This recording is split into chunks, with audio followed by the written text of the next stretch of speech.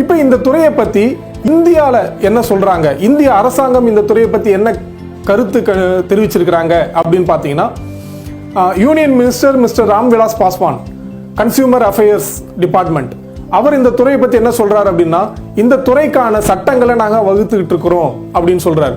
மேலும் இந்த துறையை பத்தி அவங்க என்ன சொல்றாங்க அப்படின்னு பாத்தீங்கன்னா, இந்தியாவில் இருக்கக்கூடிய ஒரு மிகப்பெரிய சேலஞ்ச் அன்எம்ப்ளாய்மெண்ட். இந்த அன்எம்ப்ளாய்மெண்ட்டுக்கு ஒரு மிகச்சிறந்த தீர்வு நெட்வொர்க் மார்க்கெட்டிங்காக இருக்கும் அப்படின்னு சொல்றாங்க. மேலும் பாத்தீங்க அப்படின்னா 2017, 18, 19 இந்த ஆண்டுகள்ல இந்த துறையின் மூலமாக கிட்டத்தட்ட 13,000 கோடி வியாபாரம் நடந்திருக்கு அப்படின்னு செய்தித்தாள்ல விவரங்கள் வந்திருக்கு. அது மட்டும் இல்ல மை டியர் ஃப்ரெண்ட்ஸ், இன்னைக்கு இந்த வியாபாரம் 2025ல 64,000 கோடி அப்படின்ற இலக்கை அடையும் அப்படின்னு சொல்றாங்க. 64,000 கோடி வியாபாரம் நடக்கக்கூடிய